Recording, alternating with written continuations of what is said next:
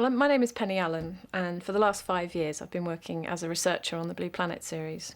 The main job of a researcher is to do all the groundwork for filming. So you start off by trying to find the stories that you want to film, and then you have to work out what the best time of year is to go, who the best people are to work with, what the best locations are. Often you may find animals occur in many locations around the world, and it's down to the researcher to work out which is going to be the most reliable for filming, which location has the highest number of animals, that kind of thing. So what was the very, very first thing you did? The first thing I had to do was familiarise myself with what had already been filmed.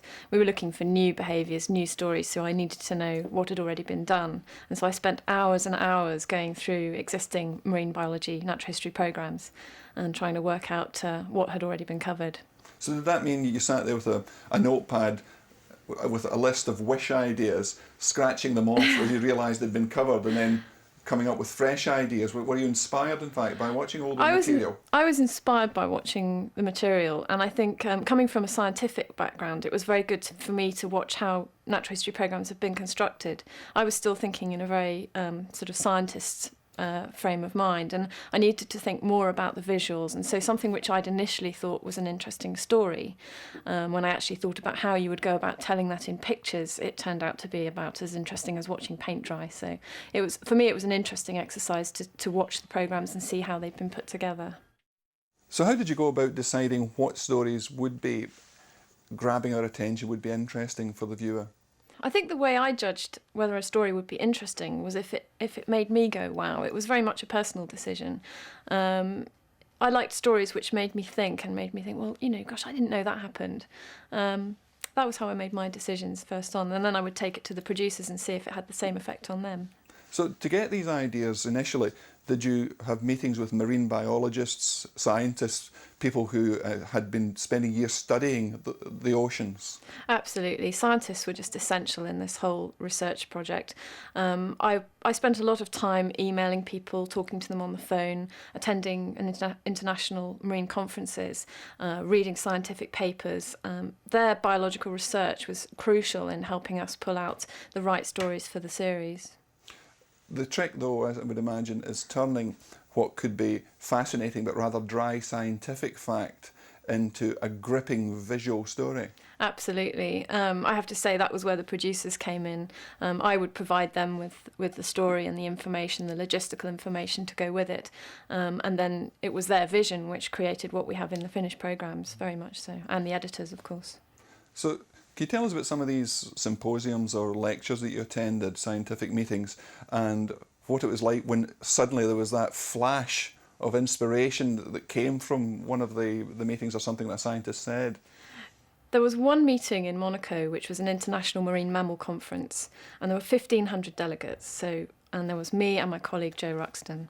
It was impossible to get around and speak to all the people we wanted to. So we put up a little notice on the board saying, we'll be here every coffee time, every tea time. If you've got any great stories, come and talk to us. And I remember very clearly this lady from Monterey, Nancy Black, approached us and said, hi, we've not met. My name's Nancy. I'm studying killer whales, and I think they're killing grey whale calves as they migrate northwards. And Jo and I both looked at each other and went, ding. And that was the moment when we knew that we had a really good story in the offing. And it's one of the most memorable sequences in the first programme, I think. So the most nerve-wracking moments you had throughout this series were those just before you checked the tapes to make sure that everything that you thought was on the tape was there? Absolutely. You have to rely on the cameraman to do his job, and they always do. But there's always a moment when you fear that perhaps the battery's going to run out or the tape's going to run out at the crucial moment. And there was one trip, the open ocean, in fact, was one of the most difficult programmes to film for because the animals are spread over thousands of miles. They just come and go fairly unpredictably. And for the first 2 or 3 years, we really had very little to show for all our filming efforts. And it was on the very last trip, while the programme was being edited, that they were filming off the coast of Mexico. And there was this huge bait ball, there were striped marlin coming through, there were sea lions, there were birds plunge diving. It was very, very exciting. And all of a sudden, a sei whale came steaming into the action and just came thundering up from below with its jaws agape and engulfed this shoal of small fish. Now, nobody's ever recorded anything like that on film at all. And the cameraman, as he was filming it, heard the film run off the end of the spool, and he's just praying that he'd managed to record this event before the film ran out. And I was with him when we were looking at the rushes being transferred. And when we saw this come up on the screen, and as the whale left the frame, the film ran out. And he was rolling around on the floor in excitement, waving his arms in the air. It was a great moment. Are there any elements of your research which you, now looking back with hindsight, consider to have been invaluable in the making of the series, and things that you researched of which you're particularly proud? I think I'm very proud of my involvement in the deep sea programme. It was one of the real challenges in the whole series because so little is known about deep sea animals. And we did an awful lot of research, and I spoke to a lot of deep sea biologists. And they were able to give me an idea of the kinds of stories that we might be able to get, but nobody really knew about the practicalities of filming them. And one of our ideas was to try and put these deep sea fish into tanks and just see what happened. A lot of scientists will trawl deep sea fish up from the deep and then put them in a pickle jar. So they don't really know what the fish do if you let them swim around. So we joined them on one of their scientific cruises, and before they got the samples into their pickle jars, we would grab those, some of the deep sea anglers, for example, put them into a tank of cold water and just see what happened.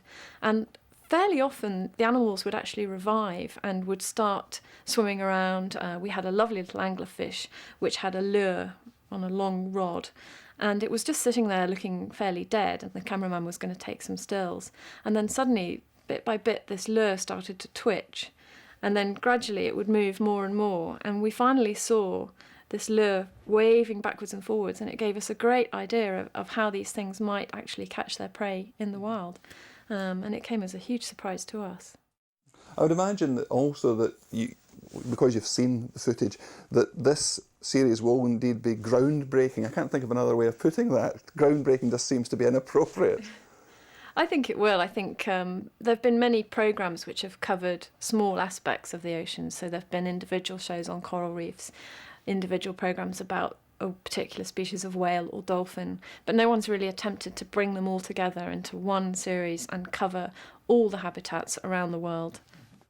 So clearly it is a series that lives up to the boast of showing us things that we've never ever seen before. I hope so. I really hope so. That was the aim when we set out. We wanted to show new animals, new behaviours, new locations, and I believe we succeeded.